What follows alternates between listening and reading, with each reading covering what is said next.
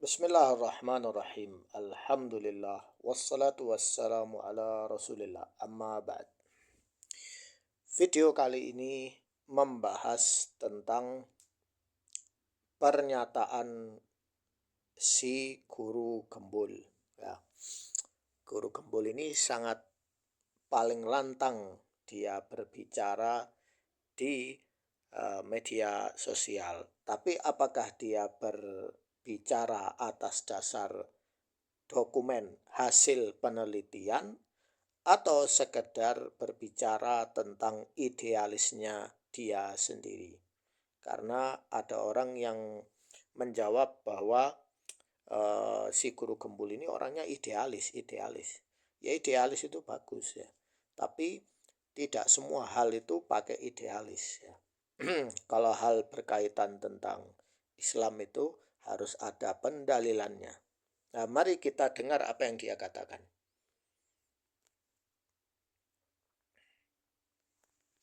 Ada 73 golongan kaum muslimin. Sisanya kalimat-kalimat selanjutnya itu dibuang sama Imam Bukhari dan Imam Muslim. Karena apa? Ya karena yang berikut-berikutnya itu tidak sahih.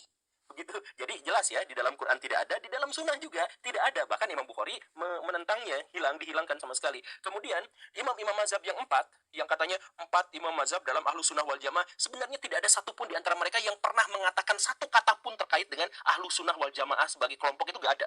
Imam Abu Hanifah gak pernah ngomong itu, Imam Malik gak pernah ngomong itu, Imam Syafi'i gak pernah ngomong itu, Imam Ahmad bin Hanbal gak pernah ngomong itu. Bahkan imam-imam yang lainnya, yang tidak terkenal, misalkan Imam Laits, Imam Asauri, dan lain sebagainya, itu tidak pernah mengatakan ada kelompok yang namanya ahlu sunnah wal jamaah. Karena dia berkata bahwa tidak ada istilahnya kelompok itu namanya ahlus sunnah wal jamaah. Ya, Imam Mazhab 4 itu tidak berkata seperti itu. Ya, imam ini tidak berkata demikian, bahkan mengingkarinya.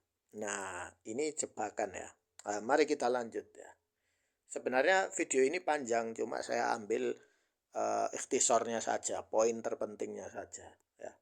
Kenapa? Karena istilah itu baru muncul di era tahun 1000-an, pas zaman Salahuddin Al-Ayyubi dan sebagainya yang seperti itu, atau sedikit lebih awal daripada itu, dan tidak diketahui siapa yang pertama kali mencetuskannya. Nah, ini namanya apa? Ini namanya tidak amanah.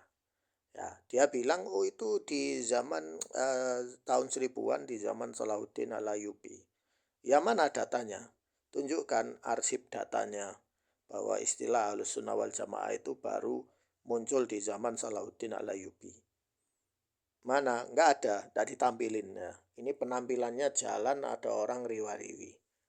Nggak ngerti ini orang ilmiah apa enggak. Kenapa? Itu adalah produk budaya.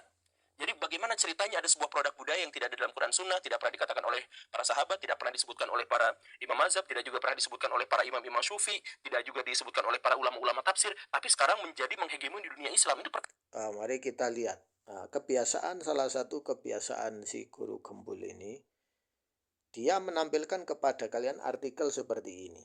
Nah, tapi kadang dia menaruh sumbernya kitab ini. Ketika saya periksa sumbernya, dia nggak paham. Ya, dia hanya asal comot gitu. Orang ini mirip seperti Ajir Ubaidillah, cuma Ajir Ubaidillah masih mending karena dia kan tidak langsung pakai kitab terjemahan, tapi langsung pakai kitab Arabnya. Artinya guru gembul ini lebih parah ya, karena dia lebih idealis ya. Beda dengan Ajir Ubaidillah yang dia masih bersumber dengan dalil walaupun dalilnya banyak yang lemah. pertanyaannya kenapa? Dan umat muslim terpecah belah dengan kelompok-kelompok itu gitu. Kan saya juga pernah berdebat gitu dengan seorang yang janggutnya panjang pakai sorban, ya semacam itulah ya, kemudian ketika beliau terdesak, kalau terdesak kan biasanya langsung nanya, emang antum akidahnya apa? Kalau gitu ya saya bilang, saya pada waktu itu balik nanya, ya akidah anda itu apa? Dia bilang akidah saya itu adalah ahlu sunnah wal jamaah. Lalu saya bungkam dia, saya katakan akidah saya adalah Islam, dan di dalam Islam tidak ada namanya akidah ahlu sunnah wal jamaah. Cari Enggak seperti itu, enggak seperti itu. Guru gembul enggak seperti itu ya. Kalau orang tanya, ya jawab saya akidah saya Islam. Bukan malah dengan hebat seperti itu, lah kamu akidahmu apa? Lah ini berarti orang enggak paham ya. Lanjut. Coba ada nggak akidah Ahlus Sunnah wal Jamaah selain dari kitab-kitab belakangan gitu. Dalam Quran dan hadis nggak ada. Jadi saya jelasin, kalau Anda itu ngakunya akidah Ahlus Sunnah wal Jamaah, saya akidahnya Islam, dan di dalam Islam akidah itu cuma dua, akidah Islam dan akidah bukan Islam. Saya bilangin Enggak seperti itu juga ya. Kalau Islam itu jelas agama, din ya. Dalam Islam itu sudah jelas hukum-hukumnya, sudah jelas. Adapun akidah sesuatu yang terikat oleh seorang muslim. Mungkin dia itu muslim tapi terkontaminasi dengan akidah-akidah syamanisme, aminisme, dinamisme, ya, batiniah, ya. Dia secara zahir muslim, sholat ini, tetapi masih meyakini keyakinan agama di luar Islam. Jadi dibuatlah ilmu akidah itu untuk membersihkan, ya, untuk membersihkan akidah-akidah agama lain supaya tidak masuk ke dalam Islam, ya. Lalu akan saya jelaskan kepada kalian kenapa ada akidah Ahlus Sunnah. Ini orang nggak paham akidah, juga nggak paham manhaj, hanya main bacot saja, ya. Mari kita lanjut. itu. Coba ada nggak dalilnya? Ya di akhirnya bungkam. Ya karena apa? Ya karena memang tidak ada namanya akidah Ahlus Sunnah wal Jamaah, itu nggak ada. Akidah Syiah itu nggak ada. Akidah Mu'tazilah itu nggak ada. Lihat bagaimana cara dia mengelabui kalian seperti ini. Nggak ada itu nggak ada, itu nggak ada. Nah, bukannya nggak ada, ya. Pemikiran manusia itu nggak mati, pemikiran manusia itu hidup di dalam buku, hidup di mana orang itu masih mengambil pemikiran-pemikiran mereka, ya. Adapun di dalam Al-Quran nggak ada Syiah, ya. Di dalam Al-Quran juga tidak ada istilah sunnah, ya, muslimin. Sunnah baru dibuat karena alasan apa? Nanti akan saya jelaskan. Nah, akidah liberal itu nggak ada, akidah ini itu nggak ada. Ya cuman akidah Islam dan akidah bukan Islam. Dalam Islam kemudian diwajibkan orang-orang yang beragama Islam nggak bikin golongan-golongan, nggak bikin kelompok-kelompok, tapi terikat pada satu jamaah, persatuan. Walaupun mereka punya berbeda pandangan, berbeda tafsir, yang nggak apa-apa. Yang penting mereka bersatu dalam satu kesatuan. nah, cara menyatukan umat Islam bagaimana? Cara menyatukannya bagaimana? Ya, siapapun ya bisa ngaku sebagai muslim, ya. Orang Yahudi ya bisa ngaku sebagai muslim, ya. Tetapi kalau cara dia beragamanya masalah, ya, ngikut apa dia? Harus ngikut jalan para salaf, ya, ahlul athar, ya, sunnah, yakni ahlus sunnah, orang yang mengikuti jejak Nabi dan jejak para sahabat, ya, orang-orang soleh, ya. Itu disebut ahlus sunnah, ya. Apakah penggunaan pernyataan ahlus sunnah ini bermasalah buatmu? Ya, ya, kalau istilah ini dihapus, maka apa yang terjadi? Kekacauan, ya. Siapapun bisa ngaku sebagai muslim yang paling benar, padahal sumbernya nggak jelas, ya. Kan begitu. Itulah seperti yang dicontohkan oleh para sahabat. Para sahabat memiliki perbedaan pendapat, perbedaan tafsir, bahkan terkait dengan Al-Quran, terkait dengan apa, mereka berbeda-beda, tetapi mereka ada dalam satu kesatuan, yaitu al-jamaah gitu. Kalau kalian perlu tahu, sudah saya jelaskan di video yang lalu bahwa para sahabat itu sudah punya ijma, ya. Adapun masalah yang memang khilaf itu ada, tetapi jumlahnya tidak banyak, sedikit. Kalau dibandingkan dengan ijma, hal yang diijma itu lebih banyak daripada yang di khilaf, ya.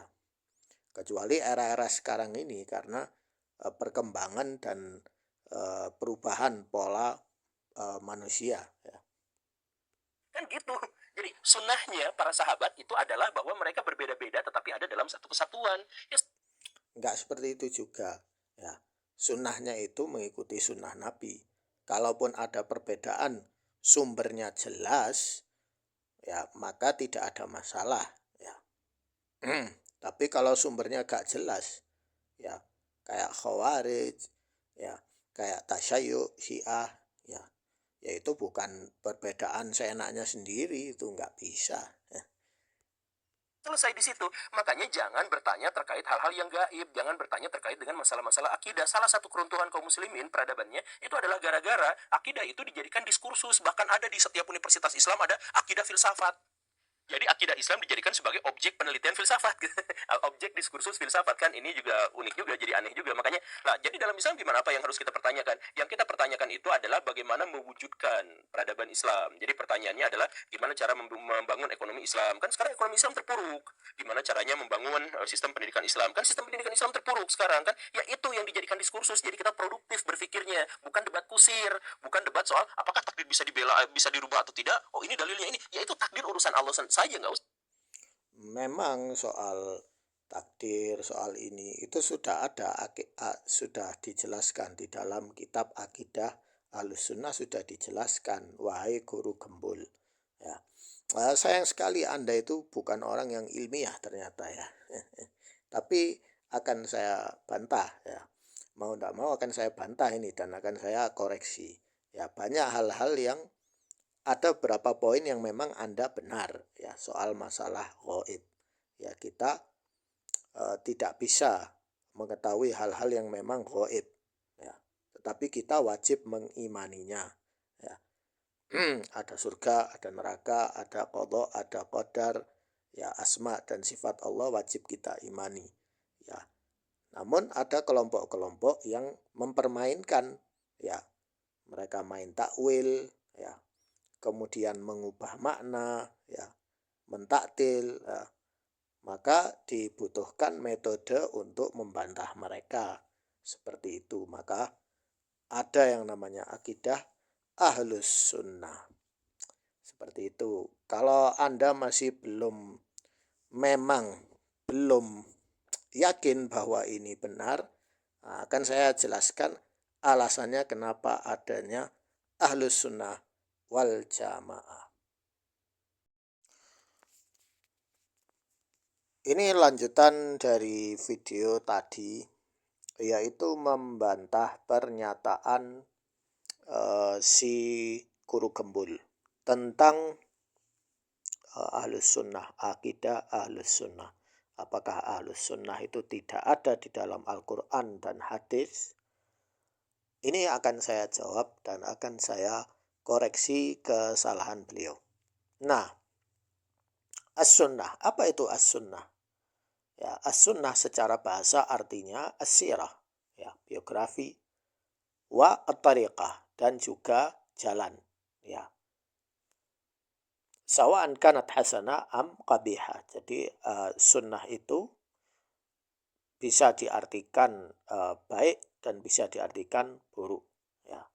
Itu kalau secara bahasa, ya. Berkata Ibnu Faris ini salah seorang ahli bahasa Arab. Beliau pengarang kitab Mu'jam ya. Meninggal tahun 395. Di dalam huruf sin dan nun, asal wahid mutarad wa huwa jariyan asy-syai' wa tariquhu wa taraduhu fi suhulah. Wahya as-sirah. Nah, adapun di dalam Al-Quran dijelaskan di dalam surat An-Nisa ya, di dalam surat An-Nisa ya, sering kita dengar ayat ini, yaitu yuridullahu liyubayyina lakum wa yahdiyakum sunalal ladzina min qablikum ya.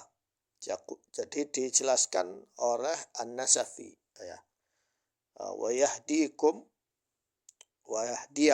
ya, sunanal ladzina min qablikum, yaitu maksudnya wa yahdiyakum manahija man kana qablakum minal anbiya was salihin wa turuq allati salakuha fi dinihim litaqtadu bihim. Jadi di sini dijelaskan bahwa sunnah itu adalah thariqah, cara ya, kebiasaan para nabi dan orang-orang soleh sebelum kalian. Ya, karena dulu para nabi-nabi dulu itu mereka juga punya yang namanya sunnah ya. Ada wahyu, ada sunnah. Sunnah itu penerapan. ya praktek ya. Wa qala Nabi sallallahu alaihi wasallam, man sanna fil islami sunnatan hasanah fa'amila biha ba'dahu kataba lahu mithla ajri man amila biha wa la yanqus min ujurihim syai' wa man sanna fil islami sunnatan sayyi'ah fa'amila biha ba'dahu kataba alaihi mithlu wizri amali man amala biha walam yanqus min auzarihim syai'. Jadi sabda Nabi sallallahu alaihi wasallam yaitu barang siapa yang membuat ya sunnah dalam Islam ya. Jadi sunnah yang dihidupkan ya. Jadi sunnah yang dihidupkan, hal-hal baik yang dihidupkan, maka dia akan mendapatkan pahala plus pahala orang yang mengajarinya. Begitu juga orang yang berbuat sunnah di sini maksudnya adalah bid'ah ya, maka dia akan mendapatkan dosa double dari orang yang atau yang mengajarinya. Nah, yaqulu Ibn Mandur, ya Ibn Mandur ahli bahasa, meninggal tahun 711. Waqad takarrara fil hadits dzakara sunnah wa ma tasarrafa minha wal aslu fihi at-tariqah was sirah. Jadi yang dimaksud sunnah itu adalah at-tariqah, jalan, dan sirah. Ya. Sirah. Ya. Nah, secara bahasa ya. Maksud ini secara bahasa, makna secara bahasa. Adapun secara istilah ya. As-sunnah fil istilah asy-syar'i tutlaq ala al-manhaj alladhi kana alaihi Nabi sallallahu alaihi wasallam wa ashabihi. سواء في العقيدة والعبادة أو السلوك وقد كان هذا الفهم معهودا في زمن النبي صلى الله عليه وسلم والصحابة رضوان الله عليهم.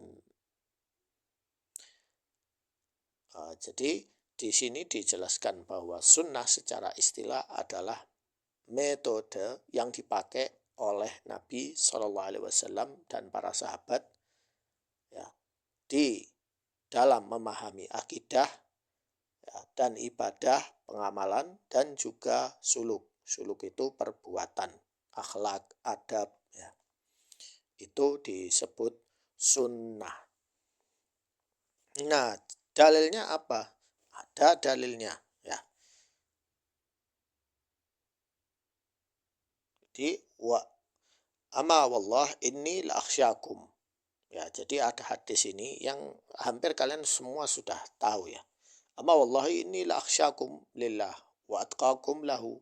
Lakinni asum wa aftir wa usalli wa arqud wa atazawwaj an-nisa faman raghiba an sunnati falaysa minni. Jadi maksud dari hadis ini bahwa ada 3 orang ya yang mereka datang kepada Rasulullah sallallahu alaihi wasallam. Ya, 3 orang ini wallahu alam enggak jelas ya. Kemungkinan 3 orang ini terkontaminasi dengan keyakinan batiniyah. Ya, batiniyah Hinduisme dan lainnya itu. Ya, mereka berkata, salah satu dari mereka orang pertama bilang saya akan terus puasa dan tidak akan berbuka. Jadi dia puasa terus, tidak makan, tidak minum sama sekali. Ya. Kemudian yang satu lagi, saya akan sholat terus, sholat wajib, sholat sunnah, sholat, semua dia sholat. Waktu itu dia pakai untuk sholat. Ya. Dan saya tidak akan tidur. Ya. Jadi kalian akan tahu kuncinya di sini ya. Ya. Saya tidak akan tidur, saya akan ibadah terus. Ya. Kemudian yang satu lagi, ya. Saya tidak akan menikah sama sekali. Ya, saya tidak akan menikah sama sekali. Artinya orang ini meniatkan bahwa dia tidak menikah sama sekali. Ya. Ya, padahal dia mampu ya. Kalau dia tidak mampu, mungkin masalah mental atau sakit atau keuangannya kurang atau belum siap. Ya, maka itu tidak masuk di dalam hadis ini. Karena banyak orang yang menggunakan hadis ini untuk menyerang orang-orang yang jomblo. Nah, ini enggak benar ya. Nah, Kemudian Rasulullah ketika melihat 3 orang yang mengumumkan hal ini secara terang-terangan dan meyakini bahwa petunjuk mereka lebih baik dari petunjuk Nabi, ya, sunnahnya batiniyah, maka Nabi pun menjawab, ya, saya ini adalah orang yang paling takut, ya, di hadapan Allah, takut kepada Allah, dan saya orang yang paling bertakwa dari kalian. Tetapi saya berpuasa dan berbuka, kemudian saya sholat dan saya tidur, ya, qiyamul lail, ya, tetapi saya tidur, dan saya menikahi wanita-wanita. Artinya saya ini menikahi bukan 1 wanita, 2, 3, 4 wanita, ya, dan saya tetap ibadah, ya, dan saya tetap puasa dan makan, ya. Faman raghiba an sunnati falaysa minni. Barang siapa yang tidak menginginkan sunnahku, maka dia tidak termasuk dariku. Ya. Jadi Rasulullah SAW membuat ajaran agamanya ini bukan ajaran agama yang keluar dari kebiasaan manusia, ya, tetapi ajaran Nabi ini sesuai dengan kebiasaan manusia yang tetap itu. Ya makan, ya berbuka, ya puasa, ya berbuka, ya, dan juga menikah, ya, kalau sudah siap, ya, dan tetap ibadah, ya, qiyamul lail, ya. Kemudian hadis yang berikutnya, inna awwalu ma nabda min yaumina hadza an nusalli thumma narji' fananhar faman fa'ala faqad asaba sunnatuna. Jadi ini berkaitan tentang Idul Adha. Jadi Rasulullah itu, sunnahnya Rasulullah adalah pertama sholat id. Setelah sholat id kita pulang, habis sarapan kemudian kita menyembelih kambing, sembelihan domba, ya, hewan korban. Maka barang siapa yang mengikuti saya, maka dia berjalan sesuai dengan sunnah. Jadi istilah sunnah itu sudah ada sejak zaman Nabi dan sejak zaman nabi-nabi sebelumnya. Ini orang kok ngawur ya ngomongnya. Ya begitulah. Nah, jadi ini dalil yang kuat, dalil-dalil Al-Quran dan juga dalil dari hadis, ya. Kemudian berkata Imam Ahmad bin Hanbal, ya, nanti si guru gembul nanti bilang, loh istilah Ahlussunnah wal Jamaah itu enggak ada. Tunggu dulu, ya, tunggu dulu, sabar ya. Nah, berkata Imam Ahmad bin Hanbal, ya, tahun 241 Hijriah beliau meninggal. Di dalam Ushulus Sunnah Indana.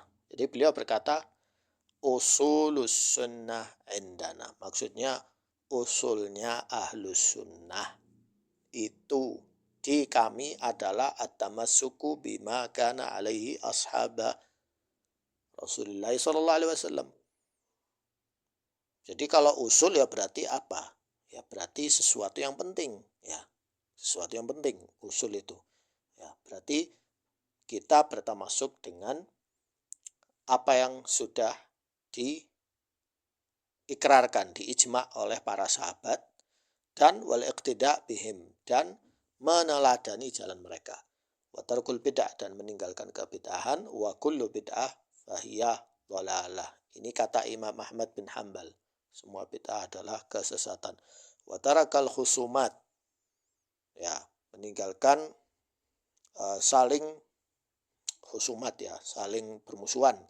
Wal julus ma'a ashabil ahwa, dan duduk bersama orang-orang yang mengikuti ahwa. Ahwa itu keinginannya sendiri, instingnya sendiri, jauh dari petunjuk Nabi. Wa tarkul mar'u wal jidal. Jadi meninggalkan perdebatan, ya. Wal khusumat. Ya, wal khusumat juga perselisihan fiddin, di dalam agama. Jadi hal-hal yang sudah jelas usulnya, Kalau diperselisihkan, ya berarti ada masalah. Ya. Kemudian, wa yaqul Ibnu Rajab.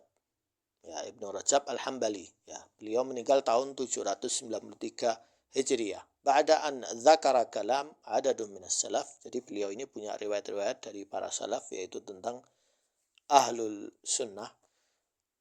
Wa muradu haula'il a'immah bis sunnah tariqah Nabi sallallahu alaihi wasallam allati kana 'alaiha wa huwa ashabuhu salima min asy-syubhat wasyahwat. ثم صار في عرف كثير من العلماء المتأخرين من أهل الحديث وغيرهم السنة عبارة عما سلم من الشبهات في الاعتقادات خاصة في مسائل الإيمان بالله. Jadi kesunahan itu adalah keyakinan, ya, yang jauh dari syubhat dan syahwat dan i'tiqad.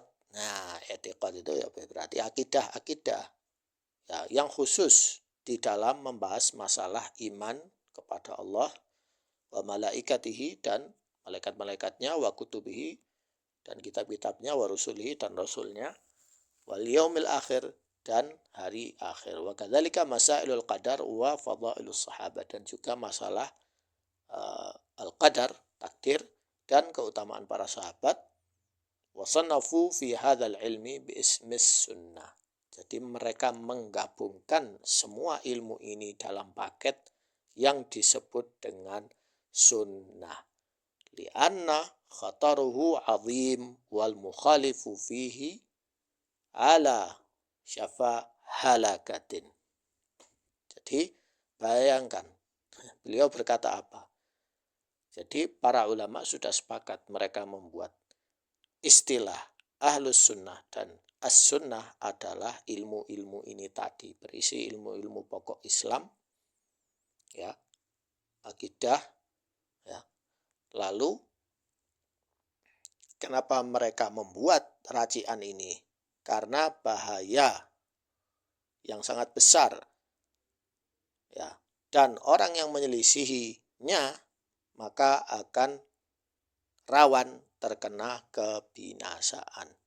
Ya, rawan akan terkena kebinasaan. Kalau para ulama tidak membuat ilmu akidah ahlus sunnah wal jamaah, maka akan dimanfaatkan oleh firqah-firqah yang lain seperti Syiah, Tirziyah, ya, dan firqah-firqah batiniyah lain. Ya. Kita ini semua Muslim, ya. Kita ini semua Islam. Nggak ada itu istilah akidah Ahlussunnah wal Jamaah. Nah, ini loh, kamu baca kitab ini. Kamu baca kitab ini apa enggak? Ya. Loh, itu tapi produk budaya. Tunggu dulu. Produk budaya dari mana? Wong sumbernya Al-Quran dan hadis kok bilang budaya. Ya. Jadi jangan main bacot aja, jangan ya. Itu sangat memalukan. Ya. Jadi as-sunnah di sini dijelaskan adalah istilahnya para ulama al-aqidah. Amma sunnah fil istilah al-muhaddithin wal fuqaha, ya, adapun istilah ahlus sunnah, ya, bagi ahlul hadis dan ahli fiqih dan ahli usul, fatakhtalifu kama huwal ma'lum. Fas sunnah 'inda al-usuliyin aqwal an-nabi sallallahu alaihi wasallam wa af'alihi wa taqriratihi. Wa 'inda al-fuqaha tuqabil al-wajib wal fardh. Jadi sunnah itu sendiri, kalau dalam masalah secara umum, sunnah itu akidah, ya. Tetapi istilahnya dalam ahli hadis, ya, itu beda lagi. Ya, maksudnya sunnah itu di sini, misalnya amalan ini, apakah amalan ini sabit dari Nabi, dilihat dari hadis-hadisnya. Oh, hadis ini lemah. Oh, hadis ini mungkar. Berarti ini tidak sabit dari Nabi. Ya, berarti ini sunnahnya tidak sabit. Nah, kemudian di istilahnya fuqaha itu beda. Ya, sunnah itu artinya sesuatu kalau dilakukan mendapat pahala, maka jika ditinggalkan maka tidak berdosa. Ya, di dalam usul juga beda lagi. Ya, di dalam usul sesuatu yang dilakukan Nabi, kalau sudah jelas itu perintah, maka hukum awalnya adalah wajib diikuti, kecuali ada pendalilan-pendalilan yang menunjukkan bahwa itu hanya sunnah, boleh ditinggalkan, boleh diamalkan. Jadi itu ada ilmunya, ya, wahai guru gembul, ada ilmunya. Jadi enggak serampangan gini main bacot gitu, enggak, ya. Semua ada, ya. Kemudian sekarang kita beralih ke al-jamaah. Nah, al-jamaah, beliau bilang al-jamaah itu istilah ada di zaman Muawiyah bin Abi Sufyan. Nah, mari saya jelaskan lagi. Anda sudah benar, soal itu sudah benar. Namun ada tambahan lagi, ya. Jadi al-jamaah fil lughah ma'khudha min maddah jamaah, ya. Jadi bergabung, ya, bersatu. Ya, dijelaskan oleh Ibnu Faris, ya. Kemudian di sini secara istilah, ya, para ulama membagi dengan dua bagian. Al-awwal, ya, at-tamassuk bima kana alaihi Nabi sallallahu alaihi wasallam wa ashabihi, yaitu al-jamaah adalah orang yang mengikuti, berpegang teguh kepada ajaran Nabi dan para sahabatnya. Itu disebut al-jamaah, ya. Jadi ini disebut sebagai al-jamaah. Nah, kemudian yang kedua, al-ijtima' ala imamin ma'ruf. Jamaah, al-jamaah itu bisa diartikan juga dengan bersatu di bawah bendera satu pemimpin. Bisa disebut khalifah, ya, imam, presiden, malik, raja, dan sejenisnya, amirul mukminin, ya. Maka Ahlus Sunnah wal Jamaah berkata mereka bersatu di bawah satu bendera pemimpin dan mengharamkan khuruj terhadap pemimpin tersebut, ya. Apa dalilnya? Dalilnya hadis Nabi SAW, innahu satakunu hannatun wa hannat, faman arada ay yufarriqa amra hadhil ummah wa hiya jami'un fadrubuhu bisayf kainan man kan. Jadi Rasulullah SAW itu berwasiat bahwa setelah zaman beliau ini akan muncul kegoncangan, ya, hanat. Jadi orang-orang itu akan mulai berpecah, ya. Karena naluri manusia sudah seperti itu sejak Allah Subhanahu wa taala menciptakan, pasti rawan akan terjadi perpecahan suatu hari. Maka jika ada seseorang, satu orang, dua orang, tiga orang yang ingin mencerai-beraikan umat ini, ya. Jadi sudah ada pemimpin yang dibaiat, sudah ada khalifah yang dibaiat. Kemudian ada 1, 2, 3 orang yang ingin memecah belah, ya. Maka perangilah orang itu, ya, bunuhlah orang itu, siapapun itu. Beliau tidak berkata, ya, jangan bunuh keturunan Nabi atau ini yang memberontak melawan khalifah, tidak. Beliau tidak berkata demikian, ya. Beliau sudah tahu bahwa ada orang-orang, mbuh dari kerabatnya, mbuh itu dari keturunan fulan atau ini yang ingin memecah belah persatuan kekuatan politik Islam. Maka bunuhlah, ya, untuk kemaslahatan daulah, ya, untuk kemaslahatan negara. Nah, itu ada kaedahnya nanti. Ulama-ulama itu sudah menjelaskan. Nah, adapun yang orang yang melakukan hal ini, dia bersalah. Dia tetap muslim, tetapi dia berdosa. Itu aja, ya. Nah, jadi para ulama, ya, ahli usul itu mereka sudah ijma', maka tidak boleh keluar dari, ya, khuruj di sini keluar dari kepemimpinan Muslim yang disepakati oleh semua umat Islam. Contohnya siapa? Contohnya Yazid bin Muawiyah. Yazid bin Muawiyah dibaiat oleh para sahabat, dibaiat oleh para tabi'in, dibaiat oleh ahlus Syam, dibaiat oleh ahlul Iraq. Selesai kan? Sudah, dia resmi sudah jadi khalifah. Kemudian muncul 2-3 orang ya ingin memberontak. Ya. Semua para sahabat sepakat ini diharamkan. Titik. Nah, itu. Nah, berdasarkan apa? Berdasarkan wasiat Nabi. Ya. Maka jika terjadi konflik, pecah negara, hancur. Ya. Maka Persia masuk, ya. Romawi masuk, imperium-imperium lain ingin menghancurkan imperiumnya kaum muslimin. Nah, seperti itu. Jadi al-jamaah di sini adalah mereka yang bisa dua makna, yaitu orang yang mengikuti di bawah bendera imam yang ma'ruf, yang sudah disepakati semua orang, dan juga mereka yang berpegang teguh dengan jalan para nabi dan para sahabatnya. Inilah yang disebut dengan al-jamaah. Nah, ini juga ada penjelasan dari ulama lainnya. Ini pembahasan cukup panjang ya.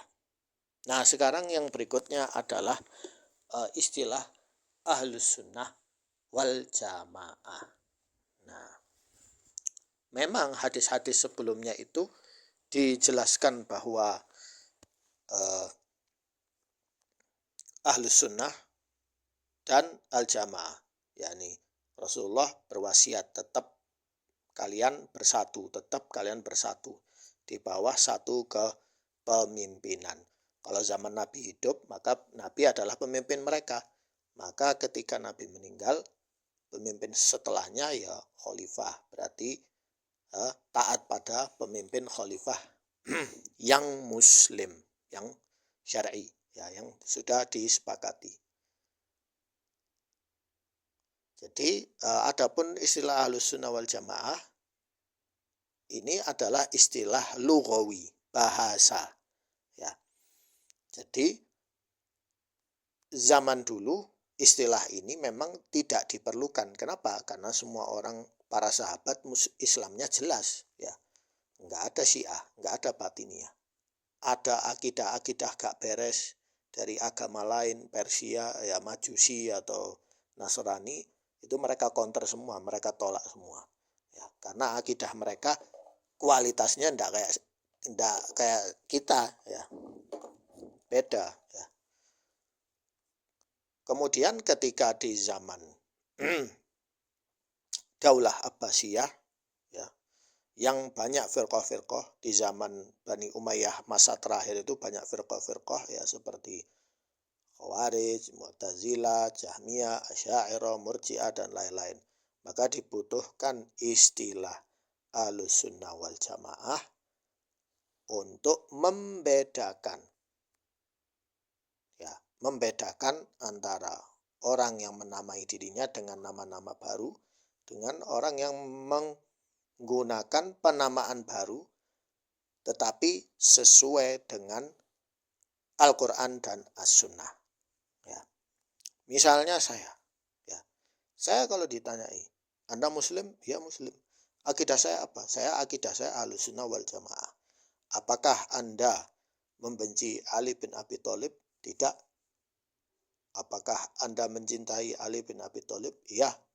Saya mencintai Ali bin Abi Thalib, Abu Bakar, Umar, Utsman, Muawiyah, Yazid, dan para sahabat dan juga para tabi'in. Mereka punya keutamaan masing-masing. Ya. Dan saya tidak ghulu terhadap mereka. Ini akidah Ahlus Sunnah wal Jamaah. Ya. Itu selesai. Ya. Kalau dia bilang, loh, istilah Ahlus Sunnah wal Jamaah enggak ada di zaman para sahabat dan tabi'in. Ya memang enggak ada. Kenapa? Karena mereka tidak butuh istilah ini. Akidah mereka sudah jelas, akidah Islam murni, belum terkontaminasi oleh kitab-kitab filsafat. Ya. Ketika zaman Daulah Abbasiyah terjadi penerjemahan kitab-kitab filsafat itu sebenarnya bukan di zaman Abbasiyah ya, sudah sejak zaman Bani Umayyah. Tapi di zaman Bani Umayyah itu mereka mensaring, memfilter kitab-kitab ini. Jadi tidak semuanya mereka ambil. Mereka ambil ilmu-ilmu duniawi yang penting saja. Ya, mereka tidak menggunakan kaidah filsafat itu untuk menafsirkan akidah ajaran Islam itu. Namun ketika zaman Daulah Abbasiyah, sebagian ulama mereka mengambil ilmu-ilmu semua itu filsafat, mereka telan, maka muncullah firqah-firqah baru ini tadi. Mu'tazilah, Jahmiyah, Murji'ah, ini dan itu dan sebagainya ini. Ya, yang tiap hari mereka membuat masalah sampai sekarang. Maka dibutuhkan ya, siapa? Kamu ngambil ilmu dari siapa? Oh ya, saya ngambil ilmu dari ahlul athar, dari ahlul hadith. Yang mengambil ilmu dari tabi'in. Oh, berarti kamu termasuk al-jamaah. Berarti kamu termasuk ahlus sunnah. Ya, untuk mempersingkat ya, daripada ngomong sunni, ya akhirnya dibuat ahlus sunnah wal jamaah. Berarti dia mengikuti sunnah-sunnah sebelumnya ya, yang sesuai dengan Al-Quran dan As-Sunnah. Dan juga dia jamaah. Dia ingin menyatukan umat Islam di bawah bendera sunnah. Bukan di bawah bendera partai atau di bawah bendera firqah-firqah itu tadi yang menggunakan filsafat Yunani dan Majusi. Ya, seperti itu. Ya, jadi ini syubhat ini sudah saya jawab semua. Ya, saya mohon Guru Gembul bisa sadar dengan kesalahannya ini. Ya, ini gampang ya. Bisa kalian akses di website Salaf Center atau Anda bisa ketik di Google nanti muncul. Ya. Ini mudah difahami, tidak sulit. Ya. Sekian dari saya, semoga bermanfaat.